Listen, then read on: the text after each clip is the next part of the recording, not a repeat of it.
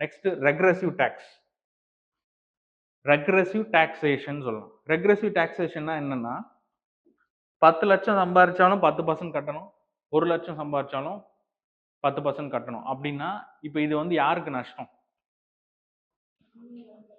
கம்மியா ஏர்ன் பண்றவங்களுக்கு நஷ்டம். இப்போ அதிகமா ஏர்ன் பண்றதுக்கு அது லாபம். ஏன்னா அவன் 10 லட்சத்துக்கும் 10% தான் கட்ட போறான். இதுக்கப்புறம் எவ்வளோ இன்க்ரீஸ் பண்ணாலும் அவன் அதே 10% தான் கட்ட போறான் அப்படின்னும் போது இது வந்து ஒரு பிற்போக்குத்தனமான வரின்னு சொல்லுவாங்க. இது எந்த நாட்டில் அந்த அளவுக்கு யூஸ் பண்ண முடியாது. அப்படி யூஸ் பண்ணாங்கன்னா என்ன ஆகும்? வெல்ஃபேர் ஆக்டிவிட்டீஸ் மக்கள் மீது அதிருப்தி தான் இருக்கும். மக்களுக்கு அரசு மீது அதிருப்தி இருக்கும். ஸோ மோஸ்டா யூஸ் பண்ண முடியாது. பட் இது வந்து ரெக்ரெசிவ் டாக்ஸேஷன் அப்படின்னு சொல்லுவாங்க. ஓகேவா? ஸோ மூணாவது டைப் ப்ரொபோர்ஷனல் டேக்ஸ். இது கீழே தான் இன்டைரக்ட் டேக்ஸ் வரும். பெஸ்ட் எக்ஸாம்பிள் உங்களுக்கு என்னது? ஜிஎஸ்டி. இப்போ 1 கிலோ சுகர் வந்து சும்மா ஒரு எக்ஸாம்பிளுக்கு 100 ரூபான்னு வச்சுப்போம். ஒரு எக்ஸாம்பிளுக்கு 100 ரூபாய்.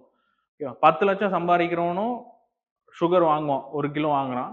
நீங்க ரொம்ப ஏழையா இருந்தாலும் 1 கிலோ சுகர் வாங்கணும்னு நினைச்சாலும் அதே 100 ரூபாய் கொடுத்து தானே வாங்க முடியும். கம்மியா கொடுத்து வாங்க முடியுமா? நான் ஏழை அப்படின்னு சொல்லி ஒத்துக்க மாட்டாங்க இல்லையா? ஸோ இப்போ இதுக்கு ஜிஎஸ்டி, அது வந்து ஒரு ப்ராடக்ட், அதுக்கு ஒரு ஜிஎஸ்டி இருக்கு.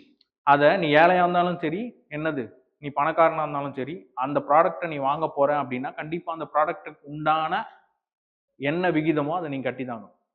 ஸோ அதுதான் விகித வரின்னு சொல்லுவாங்க. ஸோ அதனால தான் ப்ரொபோர்ஷனல் டேக்ஸோட example indirect tax. That is இப்போ இந்தியாவில் ஜிஎஸ்டி கலெக்ட் பண்றோம். நீங்க ஒரு மொபைல் ஃபோன் வாங்க போறீங்கன்னா அது என்ன பர்சன்டேஜோ அந்த ஜிஎஸ்டி நீங்க கட்டணும்.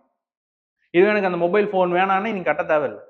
இது வேற ப்ராடக்ட் வாங்க போறீங்க, அதுக்கு ஒரு 5% டேக்ஸ் அப்படின்னா அந்த ஜிஎஸ்டி நீங்க கட்டி தான் ஆகும். நீங்க இரஸ்பெக்டிவ் ஆஃப் த நீங்க என்ன கேட்டகரியில இருக்கீங்க அப்படின்லாம் கவலை கிடையாது. ரிச்சோ புவர் அதை பத்திலாம் கவலை கிடையாது. மிடில் இன்கம் என்ன எதுவுமே கிடையாது. ஸோ அந்த ப்ராடக்ட்டுக்கு உண்டான ரேட் என்ன கவர்மெண்ட் ஃபிக்ஸ் பண்ணுதோ நீங்க கண்டிப்பா கட்டி ஆகணும். அதான் இதான் ப்ரொபோர்ஷனல் டாக்ஸேஷன் சொல்லுவாங்க. So the best example indirect tax, that is GST. இப்போதைக்கு பிரசன்டா ஜிஎஸ்டி.